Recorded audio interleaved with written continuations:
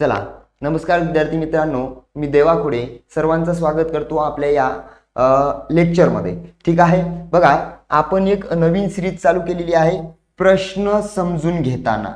काय रे, प्रश्न समजून घेताना ही सिरीज आपण या ठिकाणी चालू केलेली आहे। सगळ्यात डिफिकल्ट असणारा भाग शुद्ध व अशुद्ध शब्द कसे ओळखावे या अनुषंगाने आपण काय चालू केलेली आहे, ही सिरीज चालू केलेली आहे। तुमची एमपीएससी असेल, तुमचं टीसीएस असेल, तुमचा आयबीपीएस असेल आणि तुमची येणारी पोलीस भरती असेल, त्या अनुषंगाने सगळी काय असणार आहे, आपली ही सिरीज चालू असणार आहे। संपूर्ण सिरीज तुमची एग्जाम ओरिएंटेड लेक्चर सिरीज असणार आहे, बरोबर आहे। म्हणजे टीसीएस काय करतं, आयबीपीएस काय करतं, आपल्याला 5 पर्याय देत असतं आणि त्या 5 पर्यायातून योग्य म्हणजे शुद्ध लेखन दृष्ट्या योग्य असणारा पर्याय कोणता, म्हणजे कोणत्या शब्दामध्ये चुका आहेत, कोणत्या शब्दामध्ये चुका नाहीत, याच्यानुसार आपल्याला योग्य पर्याय ओळखायला लावत असते, बरोबर आहे। तसंच एमपीएससी काय करते, आपल्याला खालील पर्यायापैकी कोणता शब्द शुद्ध आहे, कोणता शब्द अशुद्ध आहे किंवा कोणता शब्द योग्य आहे, कोणता शब्द अयोग्य आहे असे प्रश्न वारंवार विचारत असते। सोबतच महाराष्ट्र पोलीस भरतीच्या एग्जाम मध्ये सुद्धा खालील पर्यायापैकी शुद्ध शब्द कोणता, योग्य शब्द कोणता असे प्रश्न आपल्याला वारंवार बघायला मिळतात। मग त्याच अनुषंगाने आपण ही 4 किंवा 5 मिनिटाची जी सिरीज आहे, या सिरीजच्या माध्यमातून आपण जवळपास 5 ते 6 शुद्ध अशुद्ध शब्द बघणार आहोत, बरोबर आहे। टीसीएस आयबीपीएस चा टॉपचा एक प्रश्न आपण या सिरीज मधून दररोज बघणार आहोत, दररोज एका व्हिडिओ मधून बघणार आहोत। तर माझी एक सर्वांना अशी विनंती आहे की आपल्या या सिरीजची लिंक, आपल्या या व्हिडिओची लिंक जास्तीत जास्त विद्यार्थ्यांपर्यंत शेअर करा।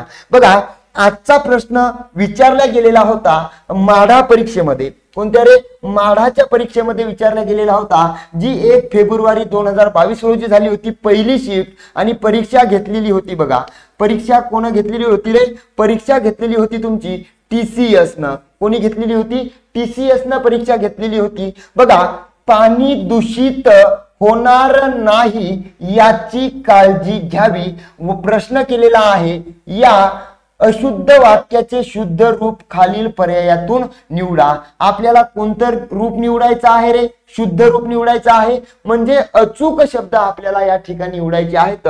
पर्याय पहिला आहे तुमचा, पाणी दूषित होणार नाही याची काळजी घ्यावी। या ठिकाणी पाणी शब्द तुमचा चुकलेला आहे, दूषित हा शब्द अगदी बरोबर आहे, होणार नाही याची काळजी घ्यावी बाकीचं संपूर्ण वाक्य बरोबर आहे, परंतु पाणी हा शब्द काय झालेला आहे, चुकलेला आहे। म्हणजे पर्याय क्रमांक 1 आपलं उत्तर होणार नाही। येऊया समोरच्या पर्यायाकडे, परत या ठिकाणी पाणीच शब्द चुकलेला आहे, म्हणजे पर्याय दुसरा सुद्धा आपला होणार नाही।